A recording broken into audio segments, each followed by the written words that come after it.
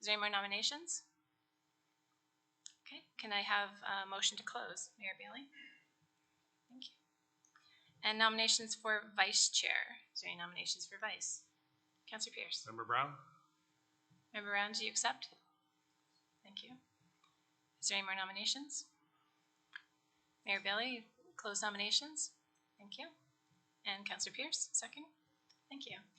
Member Haley, I'll have you assume the chair.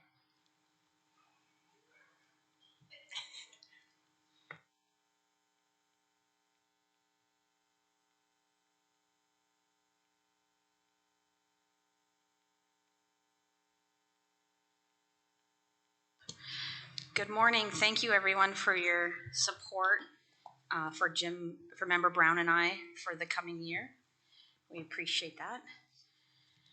Okay, so back into our agenda then. We have the agenda that was sent out to us in advance. Nancy's already taken attendance. Is there anything that we need to add to the agenda at this time? Seeing none, we'll have a motion then to approve the agenda, please. Member Brown, seconded by Councillor Pierce. All in favor? And that's carried. Declaration of pecuniary interest, any to declare? None noted. We have a couple of presentations and delegations here today, which is great. First up, we have Ed Bragg from the, he's a coordinator, he's with Brantford Police Service, and he is the coordinator with Crime Stoppers. So I'm gonna ask Ed to come, I think, up here to join us.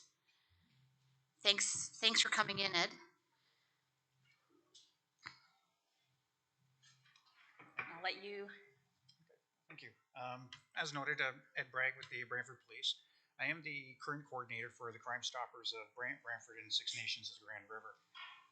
With Crime Stoppers, my reason for wanting to approach the board was the fact that we are looking for your support basically throughout the community, just to, not in a monetary aspect at this time, but in a regular aspect, just showing that Crime Stoppers is a program that does work.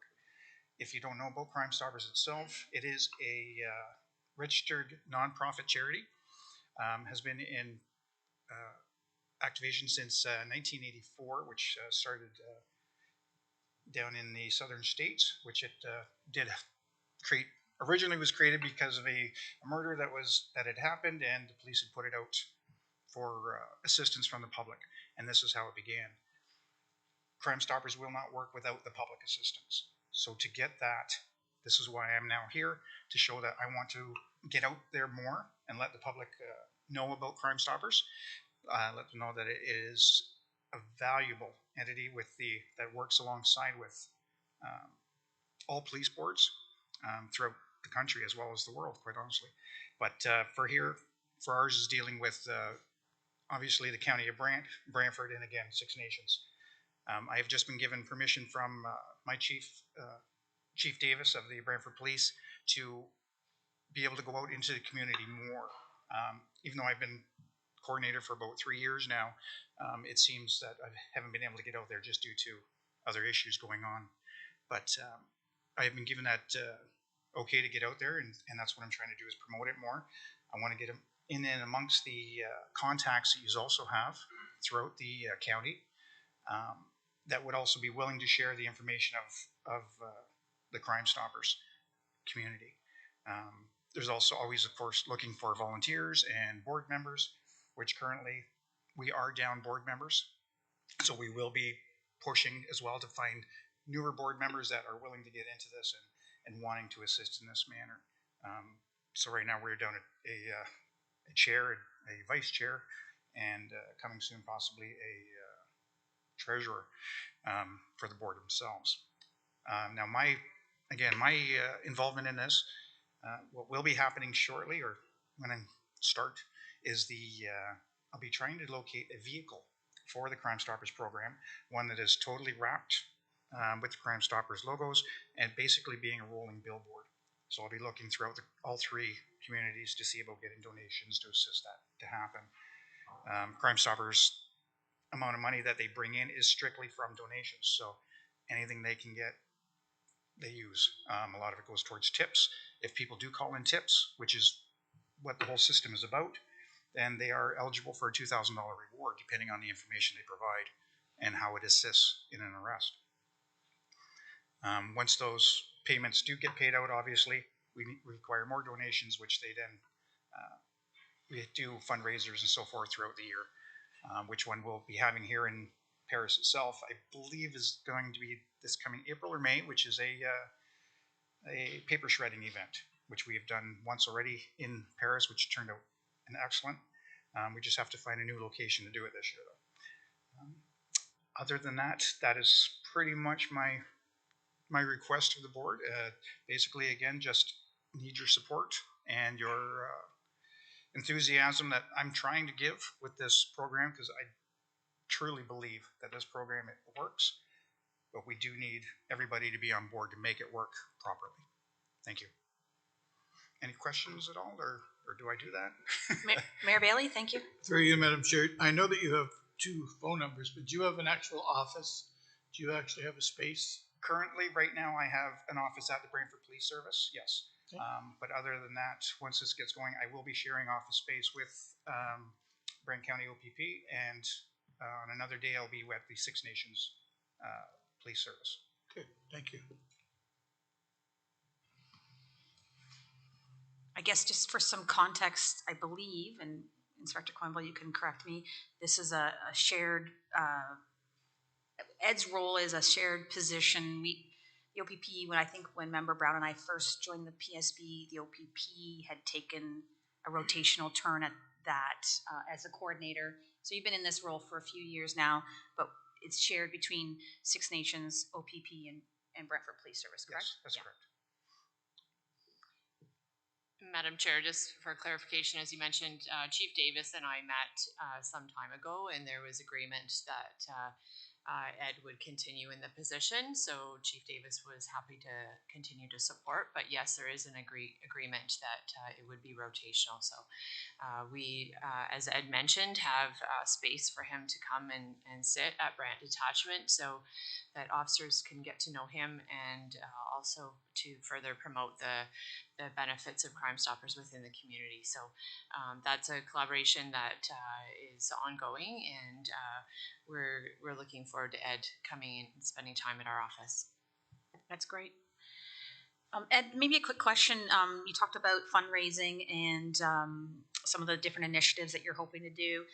Is the fundraising that you do so that you have funds to be able to pay for tips and rewards and that type of thing? It does lend to that, yes, but also we also have their own bills and so forth. Because they have to have an answering service, they need phones, and other bills that still as a regular basis for any type of organization, I guess. But as far as there is no payment toward any volunteer that is on this board. It is completely volunteer ran, which I give them so much credit. These guys do work very hard at trying to keep this program going, which is very hard to do. Several cities do suffer from trying to keep the board going, or the program itself even going. Even Brantford itself had kind of dipped for a while there, and that's another reason why we're also trying to get it back going and getting the public to know that we're out there. Is there anything that, other than being able to promote the events and support the events, is there anything else that you would like to see with any of the police service boards? I suppose not just ours, but that we can do to support. It is an important program. It does help. Obviously, just try to think outside the box. Is there anything that you think that you'd like to add to that wish list? I would just love to see one support. Now, I don't know if there is any version of donation type supports that you do. I'm not usually permitted to even go after any type of donations made. The only time Chief Davis has given me permission to seek donations for a vehicle. However, other than that, that's not usually my realm. I will note, though, that with the other police service boards that I've dealt with and other Crime Stoppers programs, they do have sometimes donation or monetary support by their service board, as well as their each service's internal association. but again, it all depends on the areas and the money that's available. Any other questions? At this time? Okay. Great. Well, thank you very much for coming in, Ed. Really appreciate it. Hopefully, we've opened the door to some further collaborations and relationships, and I'm sure that we can share some of the messaging. I know the County of Brant communications team is really good at being able to share things on their social feeds and whatnot, and the OPP West Region does the same as well. So hopefully we'll be able to do the same and promote the program and support it as well. Thank you very much. Thanks. And nice meeting you all, and your time's appreciated. Thank you.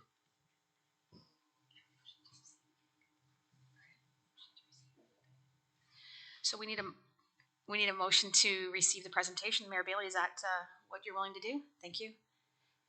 Councilor Pierce seconded. Thank you. All those in favor? And that's carried. Thank you very much. So next on the agenda, we have David Tilley, who's with the Ministry of the Solicitor General. He's our Zone 4 Police Services Board Advisor. I don't believe we've had a presentation from David himself that I'm aware of, but who knows? Anything's possible with all the things, virtual meetings and whatnot that we did through the pandemic. But David's here today to give us a taste of what's to come with the new CSPA coming into force April 1st.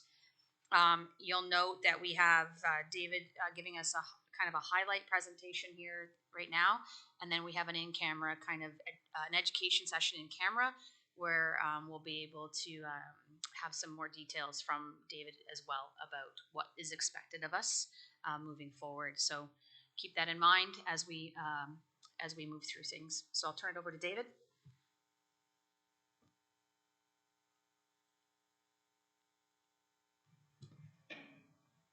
Okay. Good morning, everyone. As the chair has kindly introduced me, I'm Dave Tilley. I'm a police services advisor with the Inspectorate of Policing, which is a division under the Ministry of Solicitor General, and I'm assigned to Zone 4. So we split the province up into 6 zones, and there's someone like me who does the monitoring and support across the province. So as the chair rightly indicated, an all-chiefs memo did come out just before the holiday season, stating that the Community Safety and Policing Act will be coming into force on April 1st, which will then replace the current Police Services Act. The CSPA, as I will now call it, will introduce a new framework for civilian input into OPP policing through a detachment-based police service board model. So Section 67 of the Community Safety and Policing Act does require that there be at least one OPP detachment board for each OPP detachment that provides policing in either a municipality or First Nations community. My understanding is that based on the proposal that the county put forward to the ministry, the county has now been notified by the Solicitor General what the structure of the detachment board in Brant County will look like. The composition, term of office, remuneration, expenses for members will all be established in a regulation that will be provided by the Minister. However, this regulation has not yet been posted publicly. So just to highlight that with the new Act coming in, that will mean that it is effectively a net new board for Brant County. So the current Section 10 board will cease to be in existence as of April 1st. There are training requirements that, as appointees to the detachment board, will need to be completed. So under Section 35, it states that members of a police service board or a committee shall not exercise the powers or duties of a board or a committee member until they have successfully completed the roles and responsibilities training. So that's not to say that this training needs to be completed before your appointment, but it does need to be completed before you can actually exercise your role on a police services board. Again, that training is currently under development and will be available prior to the April 1st in-force date.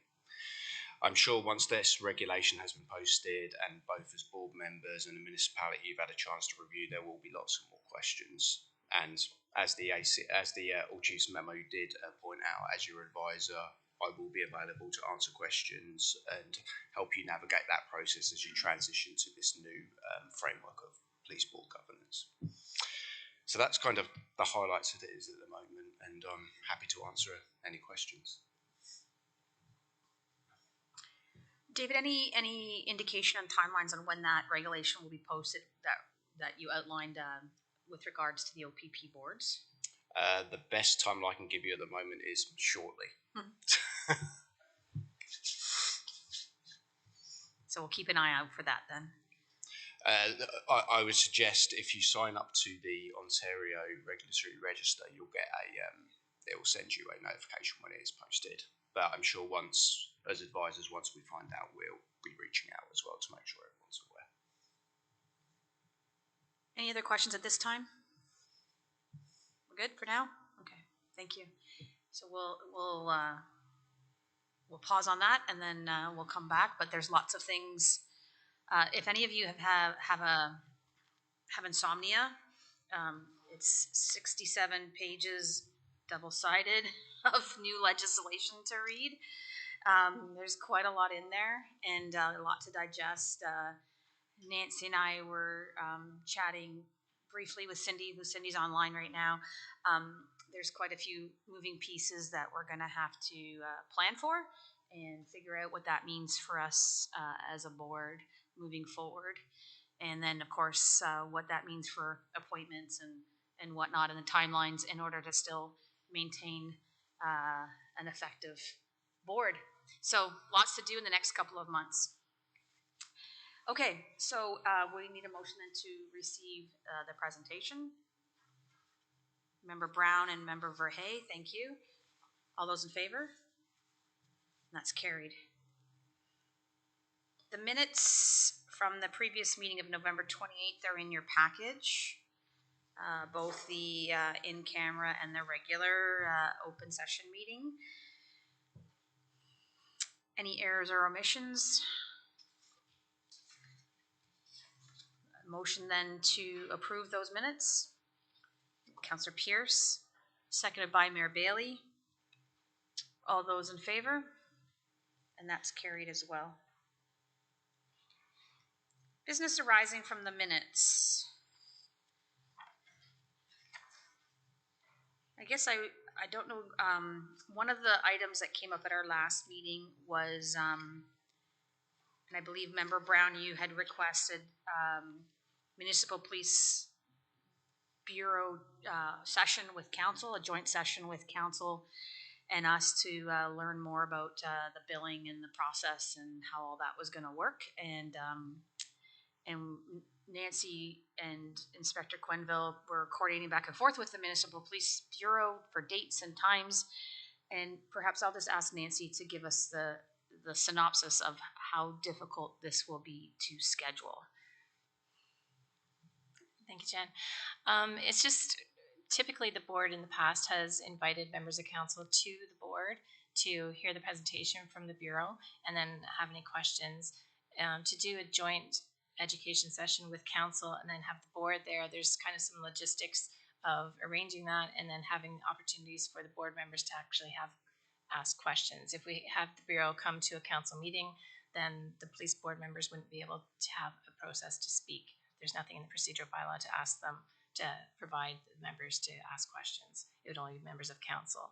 So we can invite council members here to the board if that works and have the Bureau come present here. Councillor Pierce? Thanks, Madam Chair. Through you to Nancy. So I guess my question would be, all right, so we invite council here to hear this, but then all of a sudden we have 11 council. Doesn't that kind of automatically make it a council meeting? It would. Typically, we haven't had that response from members of council when they've invited in the past. Positive thoughts. But we would address that if that happened. So yes. There is ways around that then? Yes. Okay, thank you. A follow-up question then. So if police service board members attended a joint council meeting, 3 of us currently would not be able to ask questions. 2 would, because you're also members of council, obviously, I'm assuming. But if we invite council to our meeting, are council members allowed to ask questions at our meeting? You can permit that here easier. So we can permit it I this know. way, but it's procedurally more difficult to do it the other way. Is that okay? I'm just trying to understand the logistics of everything. And I think dates were also a challenge to get onto the council agenda with being as busy as it is. There's a number of meetings going on with council right now with budget timeframes, so it's there's just a lot of council meetings right now. So looking for some feedback then on how everybody would like to proceed with that. We can still have Inspector Quenville reach out to the Municipal Policing Bureau to do that presentation, but here at a future police service board meeting, and invite council members to attend that portion of it. How it, or I'm just not, I guess I'm looking for some direction of what you guys would like to do with that now that we have some follow-up on the logistics and the of everything. It doesn't seem like it's a feasible option to do a joint session with council at that in that regard.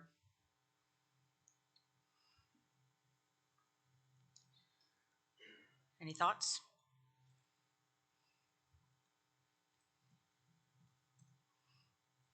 Councilor Pierce? Thanks, Madam Chair. So I'm trying to look at it from both hats here. If I look at it from Police Services Board, it's very important to understand how that process works, how it all flows, and that type of thing, which is great. But wearing my other hat, I would suggest it might be just a smidge more important for council to hear it because they're footing the bill. So it's quite a conundrum here, and I guess what we could potentially do is, and obviously we want to get this ASAP, but maybe it's going to take a little longer. Is the logistics of having a joint session just the fact that we want to do it as soon as possible, or is it just it doesn't matter if we're hypothetically looking 6 months out, it's still going to be the same issue? I believe it was, well, and you raised good points. I think the idea of having it was to have council understand the billing process for sure. That's the financial aspect was really important, I believe. Open to everybody's suggestions on what that looks like and whether the not being able to ask a question is an impediment to still being able to do it for the three of us that wouldn't be eligible to ask questions. Member Brown, you look like you're ready to contribute. I think we had discussed before, I think it's very important for all of us, especially council, to have that knowledge of how it works and to better understand it, as well as ourselves. I understand, Nancy, you're saying that they're busy, but if it means pushing it forward, is there a mechanism where we can do it at a council meeting? And as opposed to having 11 councillors that can't, or we have to make, no, it'd be 9 that wouldn't be able to speak, we'd have to make alternative arrangements for. Is there a way that we would be able to voice any questions through one of the two reps here if we had one at the council meeting? Is there another mechanism that would allow that to happen? If we have it here, how many councillors are likely to appear other than yourselves?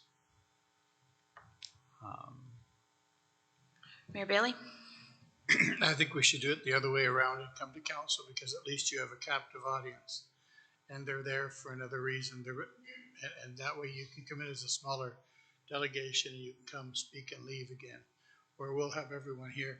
I think that this close to budget and things like that, I think the right people are in the right place. We have staff lined up to give reports as to how it rolls out, how much we pay the OPP and why we do it. I mean, there are going to be questions that only the OPP can answer, but I think that if we do it the other way around, Councillor Pierce, where everybody's here, we're here as a committee, and then they just make a presentation to the committee. I don't think you're going to get a good response from council to come around a horseshoe that's not where they can't sit in their own seats.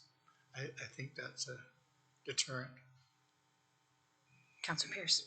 Thanks, Madam Chair. And just to add to that, if we think about it, there's really 3 parties that should be interested in this information. One of them being Police Services Board, one of them being council, and one of them being public.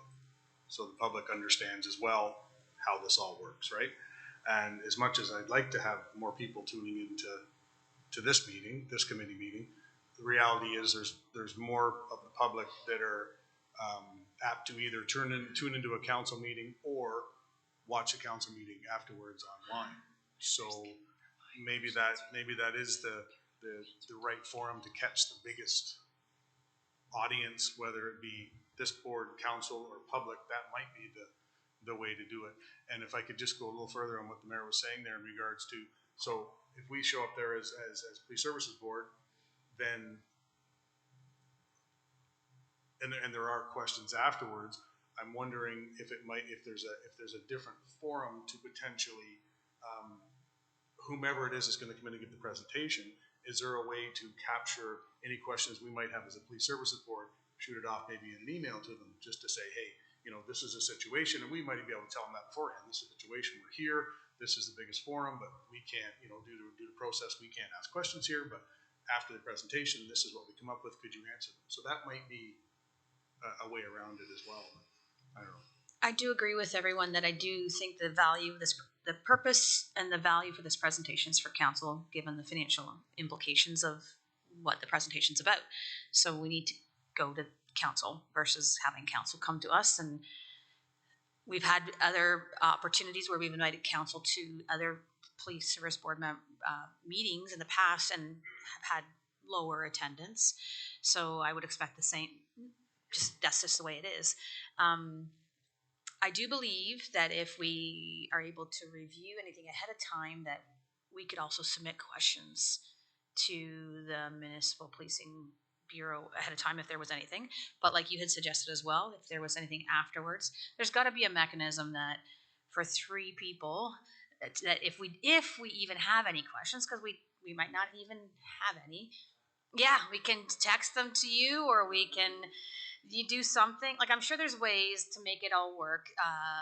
The value for me is, and I'm sure the rest of you, is for council and to be transparent and open and have this joint opportunity, this collaborative approach to this presentation. I think between the OPP, between Police Service Board, and between council, to make sure we're all on the same page of understanding on that, as you mentioned, Councillor Pierce, because it is a financial piece.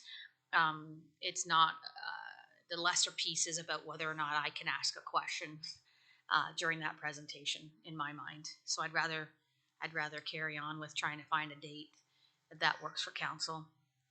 Mayor Bailey? Yeah, and I think, Madam Chair, as long, maybe you could name your delegation so that when Councillor Pierce and I aren't named as the delegation, we can ask questions, because we'll be sitting in our council chairs. So if you name your delegation, the remainder would still sit as council.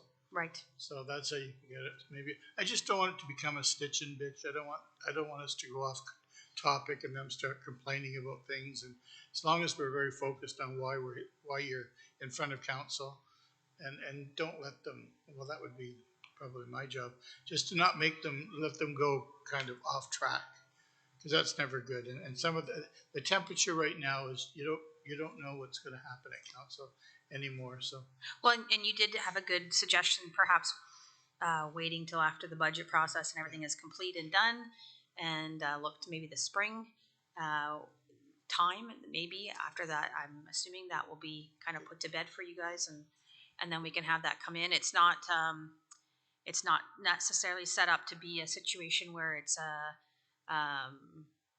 complaining session. It's here's how things are calculated. Here's how we figure things out. Here's how we figure out the costs. And it's not the presentation that Inspector Quenville and I have done in the past, where we come in and give an update. That's a different type of presentation, right? So, what's everybody think? If we got Councillor Pierce? Yeah, I guess it's just got to be direction to staff to look for a date in springtime that would work and have everybody there. And then we'll coordinate with Inspector Quenville to find dates with the Municipal Policing Bureau folks. Okay. Might I suggest, Madam Chair, that I would suggest that it might be tougher to get the dates for them to come in and do a presentation. So it doesn't necessarily have to be council meeting per se. It could be admin and ops. It could be any of them. So it's not specific to a certain date. If there's, here's some dates of our meetings that they're able to come into, what works for them, right? on any of the committees versus. I would think so. Like, I don't think it necessarily has to be the council meeting per se, because we've got, I don't think it fits in the planning meeting, but who knows, right? If there's another meeting there that all of council is there anyway, so we might be able to put it into that as well. Have some Just a flexibility. Okay. All right. Do we have some next steps on that then, that we're all on the same page? Okay, great. Thank you. Any other business arising from the minutes? Okay. Well, then we'll go right into Inspector Quenville's Detachment Commander's Report. That was part of our meeting package. Good morning, everyone, and thank you, Madam Chair. So I'll get right into the report. You'll see that there was a number of staffing changes during this reporting period, and just a reminder that this report covers November and December of last year. So, as I said, a number of staffing changes. We had 2 officers lateral to other detachments during November and December, as well as 2 additional officers who were successful in competitions and secured positions outside of Brant. We also had one of our detachment administrative clerks secure a position in another detachment as a result of a competition. We received 2 experienced police officers who joined the OPP. Both started with Brant in November, and we've also they have more than 40 years of policing experience between them. Constables Petticone and Hahn are a welcome addition to the team. We also had Sergeant Kevin Kudneys join Brant Detachment at the beginning of December and has taken over leadership of one of our platoons, and he's been a great addition as well. So moving on to the information for our Community Safety and Wellbeing team. In November, for our Community Mobilization Officer, she reports there were 27 mental health related calls in the month. The MCERT worker attended 11 crisis calls. In addition, there were 11 COAST referrals for follow-up. So these were the mental health related calls that happened when MCERT was not working. Of the 27 mental health calls, 6 related in apprehensions. And on the details in relation to our time at the hospital, the mean time spent in the emergency room with the apprehensions was just over 2 hours times the 2 officers. The total time spent in the emergency room was just over 26 hours for the month, ranging from just over 4.5 hours to at the low end of just over an hour. There were 18 domestic related events in the month of November. PC Murphy also attended a collaborative intimate partner violence forum in relation to the declaration of gender-based violence and intimate partner violence as an epidemic here in the county. You'll see on page 16 the data in relation to mental health related calls. We continue to trend upwards for 5 years. In addition, PC Murphy was involved with the planning for the Citizen Youth Academy. That is, this week will be week 3 of the Youth Citizens Academy. It's going very well. And she also has continued with planning associated to the Victim Support Grant and the upcoming Youth Empowerment and Violence Prevention Symposium set for this March in Cairnsville. For December, there were 22 mental health related calls. MCERT was only available for 6 shifts during the month of December, responding to 1 crisis call. In addition, there were 15 COAST referrals for follow-up. 22 mental health calls, 10 resulted in apprehensions. Again, the mean time spent in the emergency department was just over 2 hours. Total time spent in the emerge room was close to 39 hours. There were an increased number of domestic violence related incidents in December. There was 35. 3 referrals to our transitional support worker.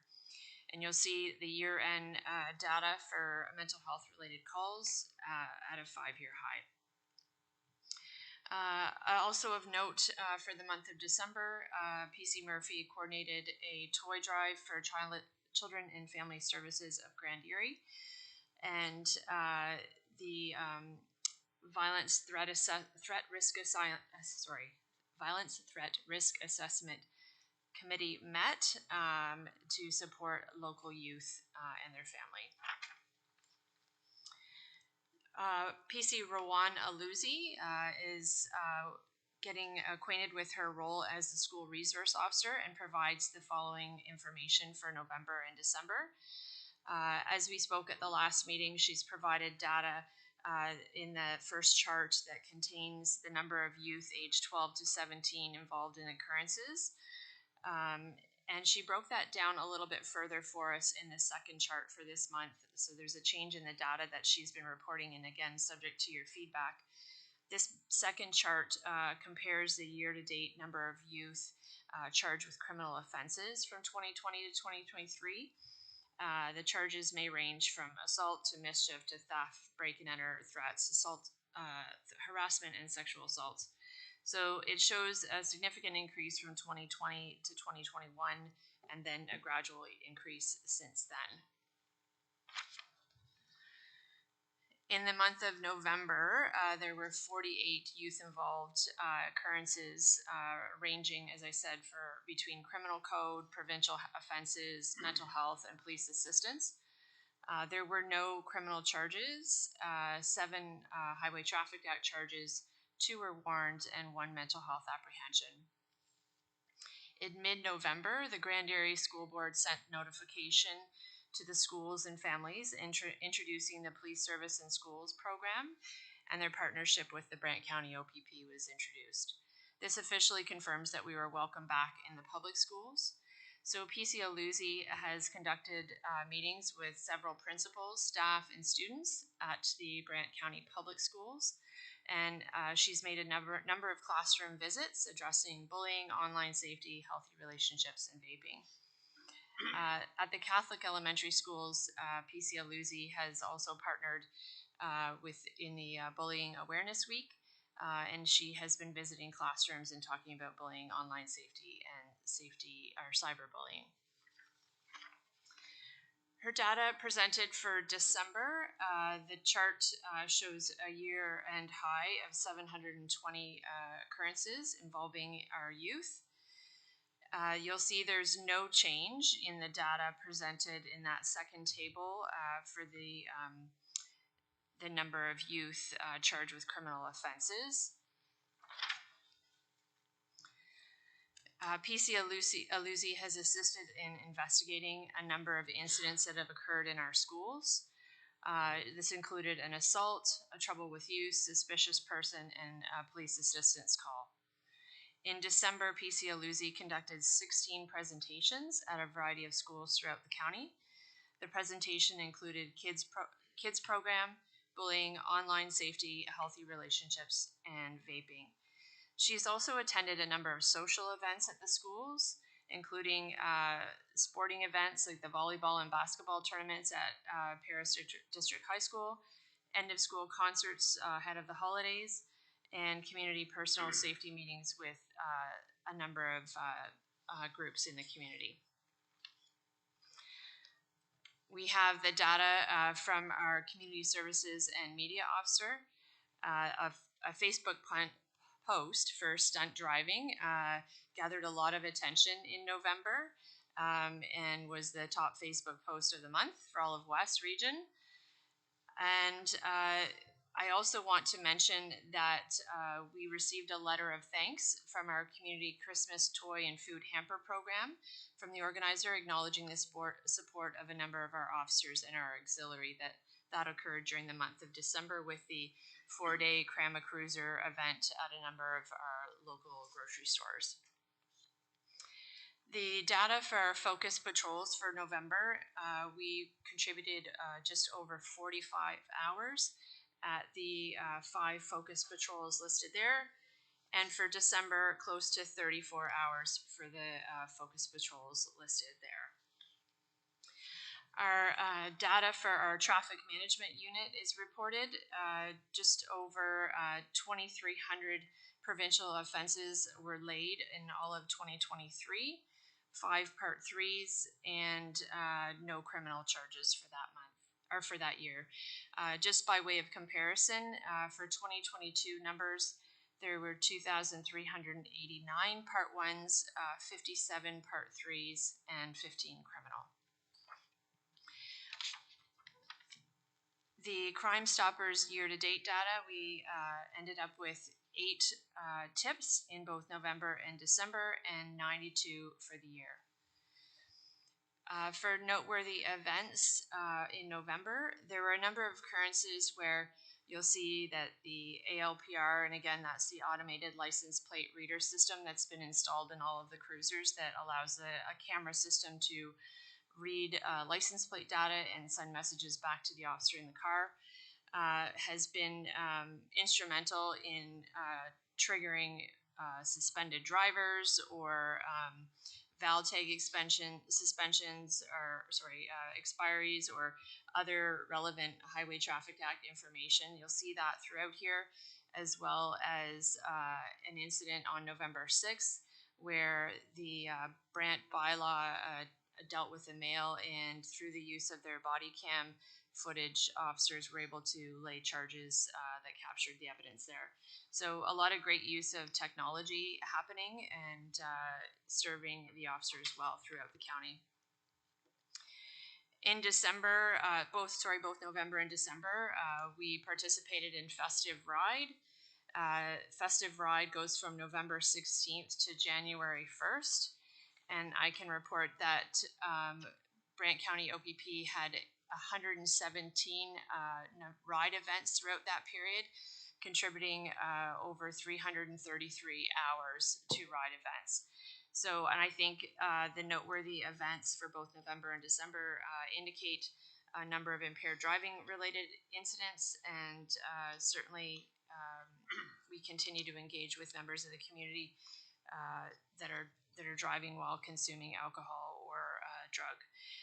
Of note, 2 incidents on both December 9th and December 18th, where we have people on the 403. So not that any other road is less dangerous, but that we would travel at those speeds while impaired as well. So just wanted to draw those 2 to your attention.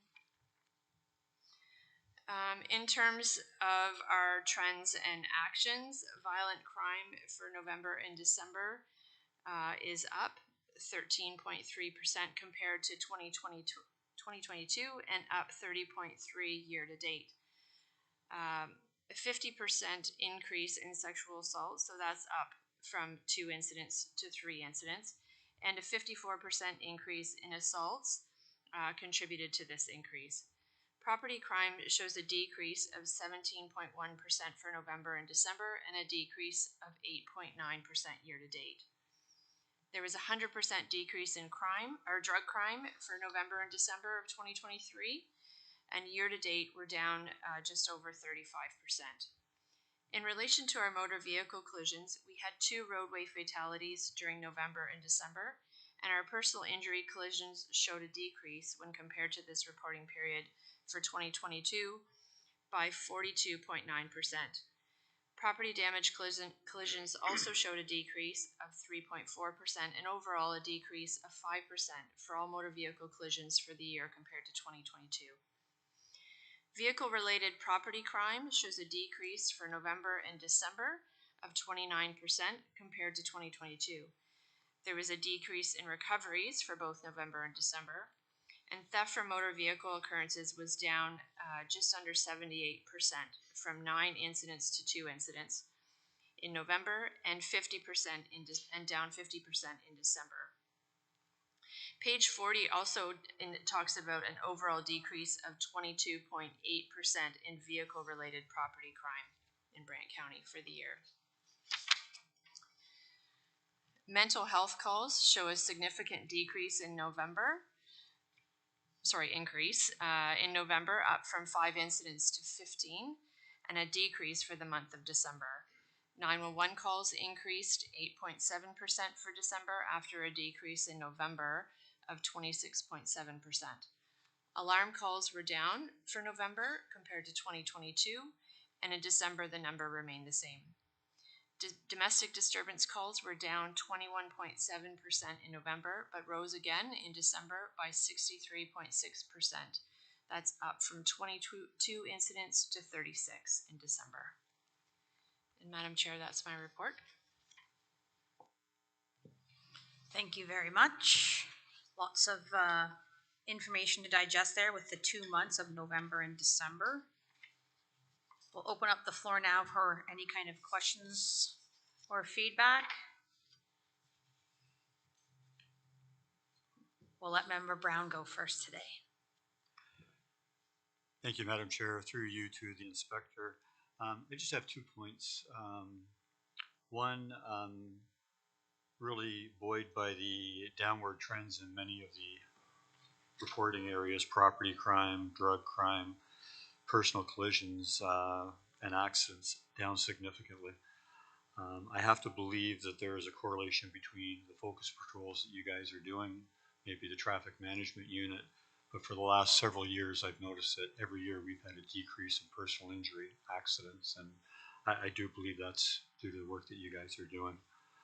On page 6 of your report, I have a, you look at the numbers of youth involved in current occurrences. And when you first look at it, it may be a little bit alarming that over 3 years we've gone from 250 to, actually I think it's over 700, but yeah, 720 offenses. And I'm curious if that is, we're seeing an increase in issues. Has something changed in the reporting, the way we capture this reporting? Or is this a COVID dip, whereas in 2019 maybe we had significantly more than we've had over the last 3 years that would show not as big of an increase between what we're seeing here over the last 3 years. Through you, Madam Chair. The 2019 data, to your point, may be very interesting to see if that was, in fact, 2020 may have seen a dip because everybody was at home. So that would be interesting to look at for next time. In terms of the reporting, no real change in the reporting.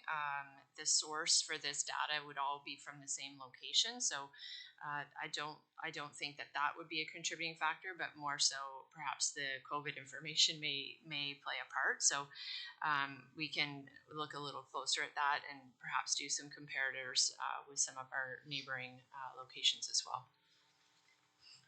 I'll add to that, Inspector Quenneville. I too found the additional information really helpful. I appreciate the new statistics that are being shown. So thank you to those that pulled that together.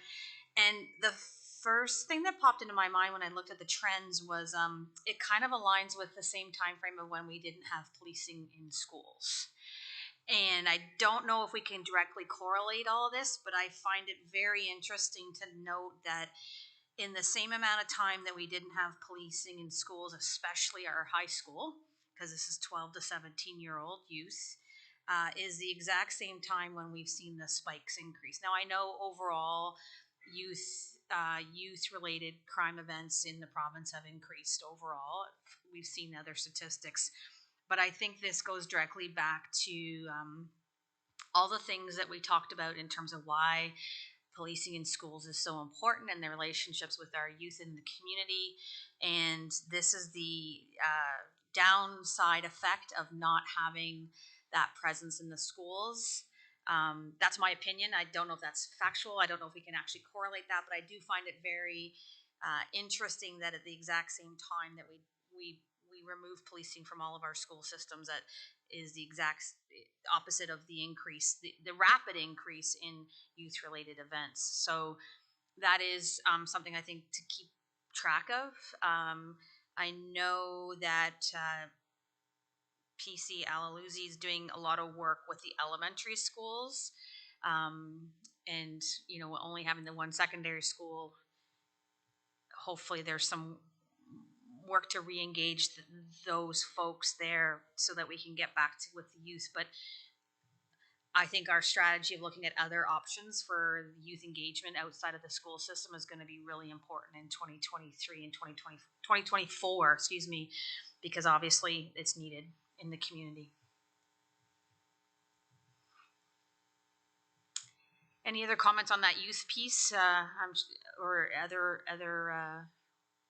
Councilor Pierce? I'll click on the youth piece if I could through you, Madam Chair.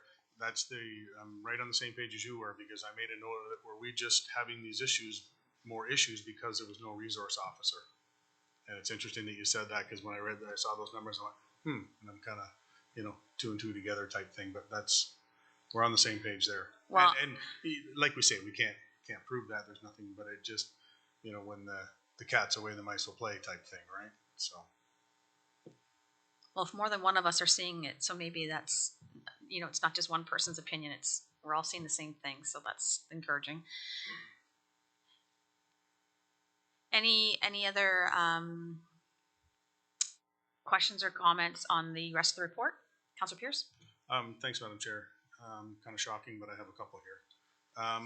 When it comes to, like, for staffing, lateral moves, okay, fine and dandy. So when it talks of 2 additional officers who were successful in competitions are for promotions. Is that a fair statement? Through you, Madam Chair. No, not just for promotions. They are like our time team, for example. You have to compete to get on that position or in that unit to join any of our crime units or crime organizings. Those are all competitions. So it could be they maintain their rank as a constable or perhaps become a detective constable. But there's a competitive process because of the specialized nature of the position. Thank you for that. Okay, so I'm just going to go down here, and I've hit on this before with if we look at the mental health related occurrences again, if we go back to 2019 to now, 4 years is a long time, but it's not a long time, and we've got like more than a 17% increase on that, which is very unfortunate, as we know. But again, I'll circle back to the fact that I appreciate the fact of the helps that we have out there now, that I think they were potentially available back then, but I don't think they were as widely publicized as they are now. The fact of the helps that we have, and maybe it's just that there's more, not that I'm not going to use the right words here, light shining on mental health issues, but I think we've come to reality as a society that this is a real thing. There's a lot more folks out there that are having mental issues for whatever reasons, and the helps are available to them. So even though there is an increase, which we don't want to see, I'm happy and I'm glad that we do have the extra potential helps out there now than maybe we did in years past. Again, we spoke with the resource officer. I had the same thing as you there, Jen. Speaking of the resource officer, and again, it's great to see that Constable Aluzzi is diving in, so to speak. There's been many things that she's already been at, and again, it just circles back to what we're all saying, how important that is. And it would be interesting to understand I don't want to say the feedback, but the interactions of these different events that she's had with the students. And I'm willing to suggest that it's there already. They're probably kids are a lot smarter than we'll give them credit for sometimes, and I believe they understand the importance of it as well. And I'm hoping that she's feeling the same sense of almost obviously the respect, but the sense of having that position back in the school. So I'm totally happy the amount of different things that, and when it talks about 16 presentations at different schools, that's huge, because that was missing for that point, that point of time where now we're playing catch up. But I'm very happy to see how busy she is. That's fantastic, and I'm sure she's loving it. Just bear with me here. I'm just going to go through. When it talks about noteworthy events for November, the one I drew attention to was on November the 6th, when we had the call from Brant County bylaw officer in regards to that incident. It's ironic that, well, not ironic, but there was a request on our budget this year for our bylaw officers to look into having the Kevlar vest.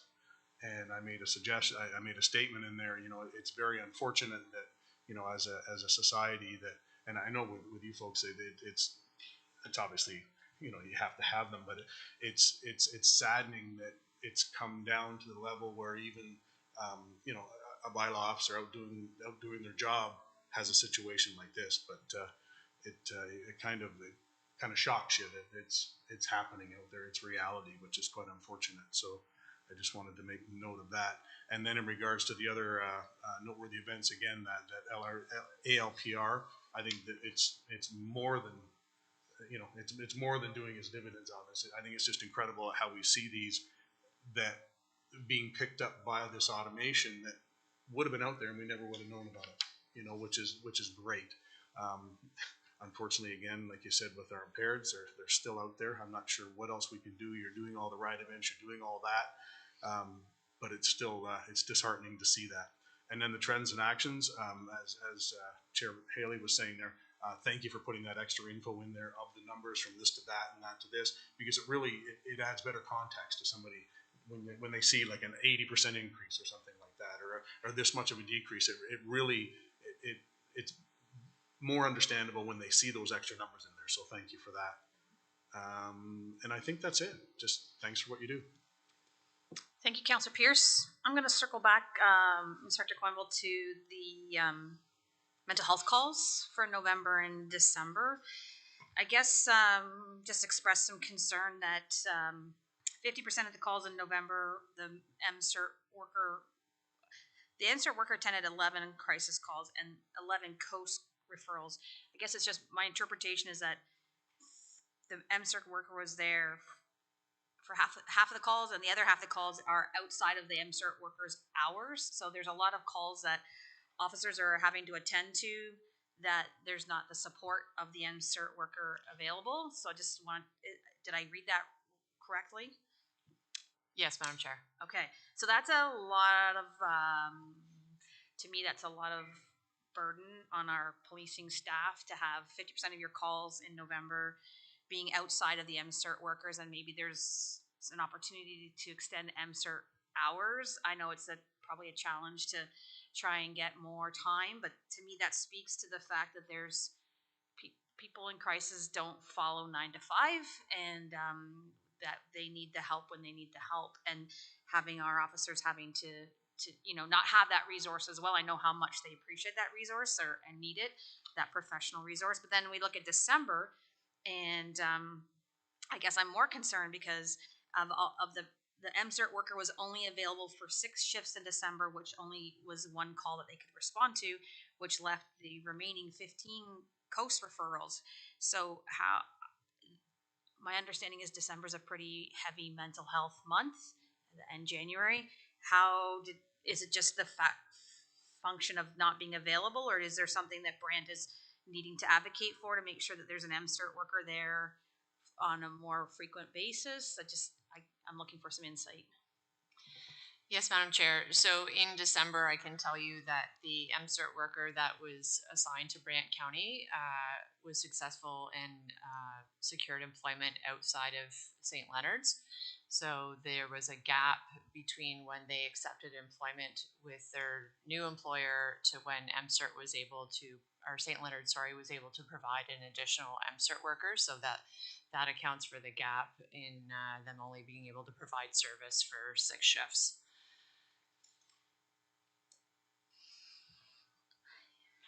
Yeah, I guess I understand how, from the feedback we've had, how important the MCERT program is, and it's just concerning that there's a lot of calls that are happening outside of those hours. And I don't know if there's a solution, but if there is, or if there's any ideas that we can advocate for as a board, to please let us know, because I do think when we see the trends of the mental health calls increasing at the pace that they are, people are in need, and we need to make sure that we have the resources available and the trained resources available through the MCERT program.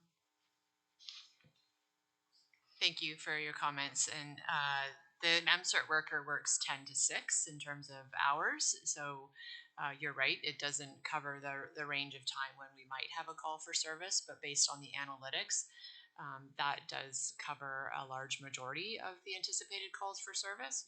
And there's always an opportunity to do better in that regard. So we are engaged in conversations quite frequently with St. Leonard's and had a meeting as recently as this month to review current practices. So that is an ongoing discussion. That's great. Thank you. Any other comments, questions, discussion?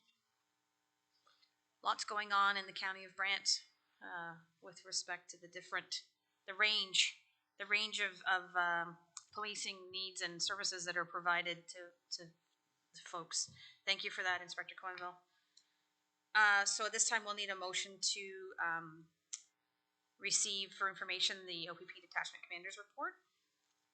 Member Brown, seconded by Member Verhey. All those in favor? And that's carried. Okay, so then moving on, we have in our package, I believe, just want to make sure I'm following along, the false alarms. You'll have a page 43 of your package is the false alarms report. And this is a summary that is prepared. I know that Heather and Cindy will also be working on the quarterly reporting that they had started and transitioning however that's going to work. Is there any questions or any comments on the report as presented? Councillor Pierce? Thanks, Madam Chair. And I don't know if I missed this on previous reports, but I guess technically, it's in the August, but there's a note there. Insufficient information for billing or warning letter. Received email November 7th from OPP Mackenzie Wild. Call removed and should not be on report. Can we get some elaboration on that in two parts? The insufficient information for billing, that concerns me because I'm suggesting that maybe it's a business or something. I don't know, but we need to look into that. And why it was taken off the report. Was it not a false alarm or just looking? I think we'll have to note that, because I'm not sure that with Cindy being out of the office connecting, I don't know if Nancy, you're able to, there she is. Hello, Cindy. Did you want to be able to provide some feedback to Councillor Pierce? Good morning, everyone. Thank you. I will have to look into that, Councillor Pierce. I'm not sure what the background is around that, but can certainly do so and provide that information at the next meeting. Okay, thank you.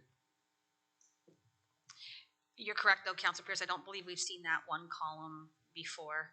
So, because I think if I read this right, some of the calls are County of Brant facilities, so those would be the additional ones that we probably haven't seen that part before. But Cindy can follow up with us on that question. Anything else with respect? Obviously, December was another big month for issues of warnings, and total responses peaked in December with 26 for the year. But we'll leave it at that then, I guess, for the next meeting for Cindy to circle back with us. Any other questions or comments?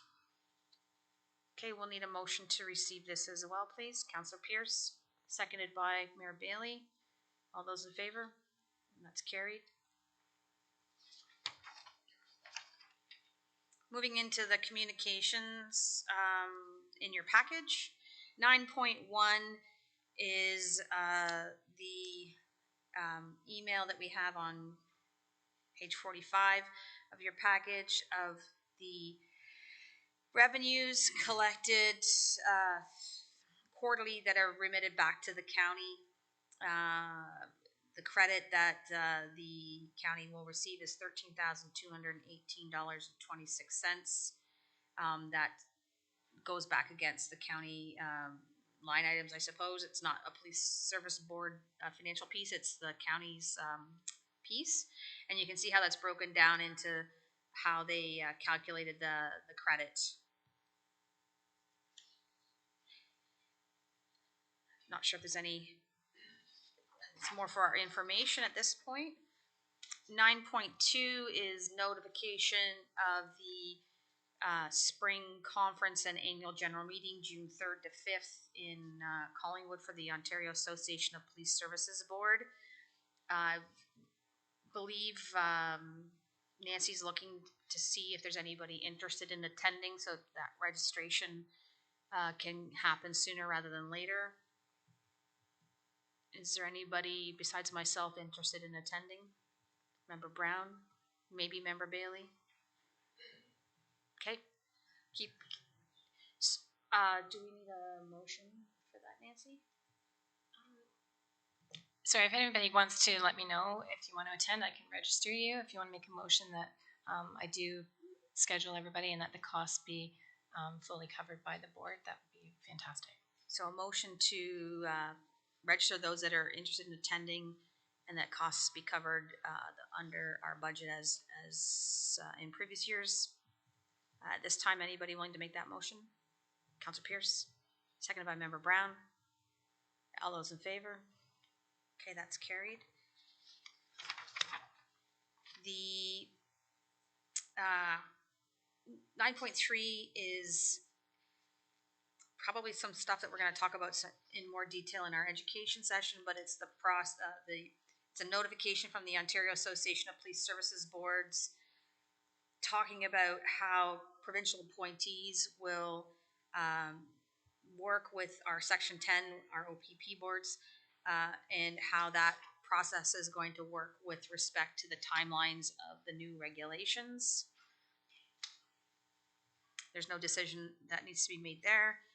And then the last item under 9.4 is the Ontario Association of Police Service Boards is doing a summit on the new CSPA Act, the Community Safety and Policing Act, on February 27th in Toronto, 27th, 28th. It is now in overflow capacity. They're running out of room. So if there's anybody, they're limiting the number of people from each of the boards that can attend. But the plan is for them to go over the CSPA and what police service boards are going to be required to do. They're also tacking that on to an employment piece, but as a Section 10 board, we traditionally have not attended that part of the conference because we don't get into any negotiations like a municipal board does with respect to human resources or employment. So that's not relevant to us. But I do believe that there is some relevance to us attending the summit, and I am available to attend if others are as well. I believe, Member Brown, you are interested but unavailable at this time. Anybody else? I'll be sure to take lots of notes if you approve of me. We'll need a motion then to approve to send myself. Is that correct? And, oh, sorry, Mayor Bailey? Yeah, it's too early for me to know whether I can do that yet, so if you can give me a couple of days, I'll look at both of them. Thank you. Cindy, are you wanting to add a comment? Yes. I actually asked Nancy to reserve a spot for myself as well if there was one available. Noting that I expect there'll be quite a bit of staff support in navigating the changes with the new act. So if there is a spot available, I would be interested in attending as well. I think that's a really good idea, Cindy, with like you mentioned, the staff support that's going to be required to navigate and put all these pieces of the puzzle together. So that I think would be really important as well. So direction then for whoever will be attending to cover the costs of the registration and the expenses, then we'll need a motion for that as well, please. Member Brown, seconded by Member Verhey. All those in favor? And that's carried. So then we'll move into other business. And I believe, Cindy, you had some follow-up from our last meeting's discussion on the costs associated with our newsletter, the Dispatch. Did you want to give us an update then? Yes, absolutely. So I did follow up with our communications staff regarding whether there's any opportunities for cost savings. If we could double up our distribution with another county publication.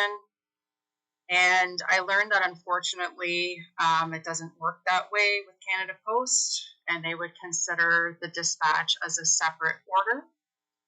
So there wouldn't be any opportunity for cost efficiencies, even if they were sent out at the same time. I also learned that Canada Post updates their maps and modifies the households included in certain areas from time to time. And this would have attributed to the increased costs with the fall edition versus the spring edition. There were, just with the same mapping categories, I guess, that communication selects, there were 3,000 more addresses in the fall that received the newsletter. Also learned a bit about split routes and how that works. And so just for clarification, when the newsletter is sent out, it is not sent to all split routes, which means not all county residents would be receiving the newsletter. And communications is following the same distribution that they would for the corporate county newsletter at this time as they are for the dispatch. So again, some county addresses wouldn't receive it. If we were to move in that direction, or if that was the wish, to add all split routes that would capture all county addresses, would cost approximately another $10,000 per edition. So it is quite costly to do that. One thing that communications staff indicated is they are working on a report to council right now about options for mail-outs and the cost differences between having and not having split routes.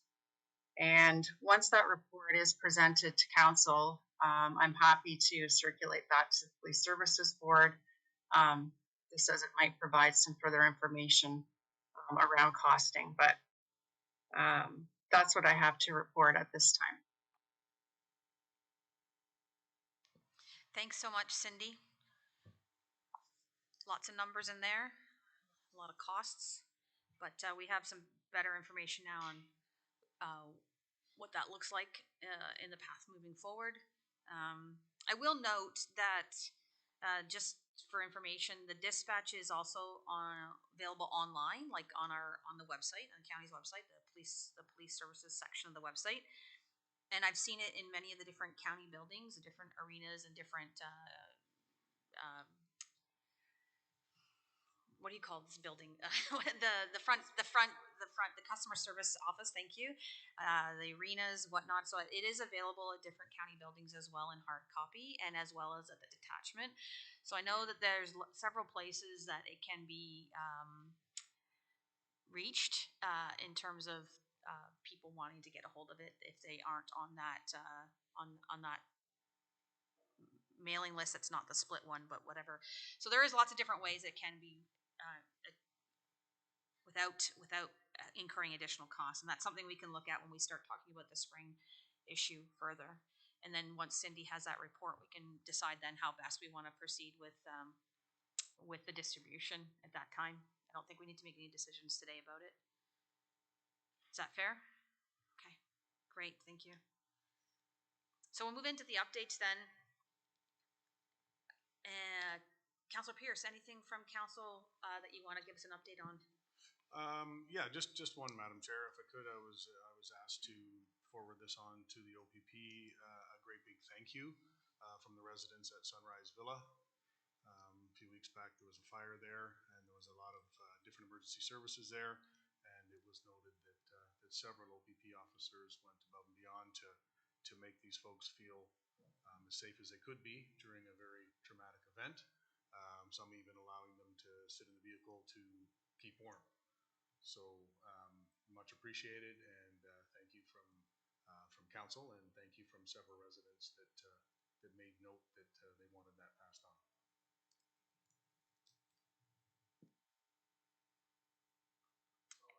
Anything else? Okay. Thank you. Member Verhey, OAPSB Zone 4, any updates?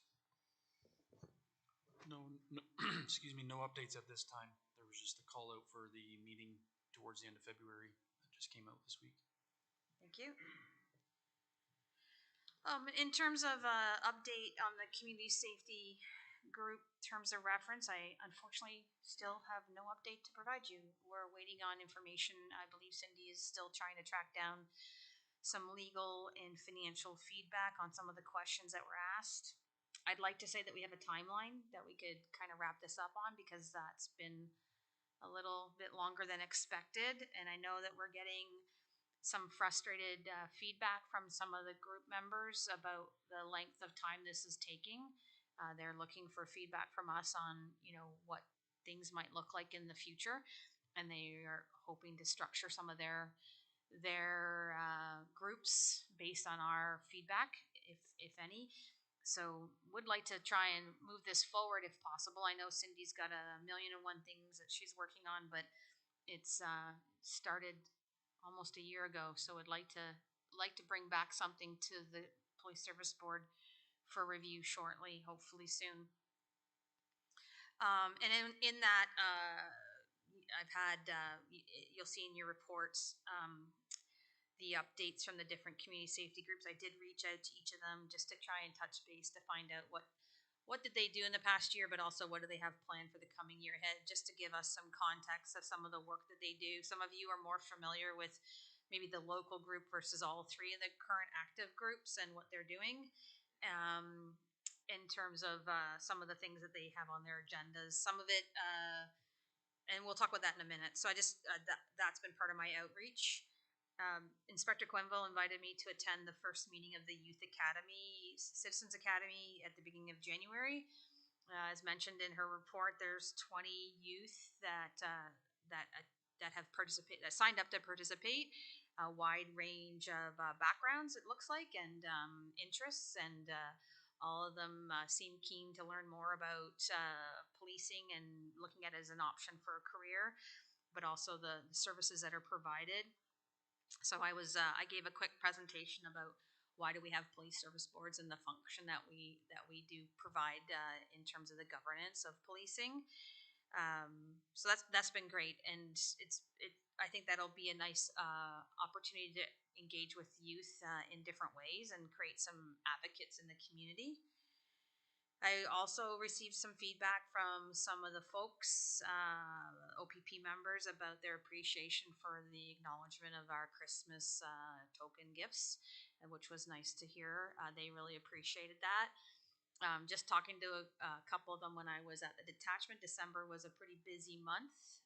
We don't get to see everything, obviously, but you know that there was some fatalities on the roads, and there was other things that the holiday season brings with busyness, and so it was much appreciated from the members. And so I just wanted to share that with everybody, that it's a token of appreciation. Saying thank you goes a long way, and they certainly appreciated that. And then, of course, we've had some conversations back and forth with David and trying to coordinate today's meeting and understanding what the new CSPA is going to look like, and working with Nancy and Cindy on some of those pieces. So it's been a busy few weeks for the board, but I'll leave it at that for now, unless there's any questions. And then 11.4 is the 3 reports, emails that I received back. So the Brant North Community Safety Group, included in this package from the Brant North Group, is a summary of the things they did this past year and sort of their rough plans for the year ahead.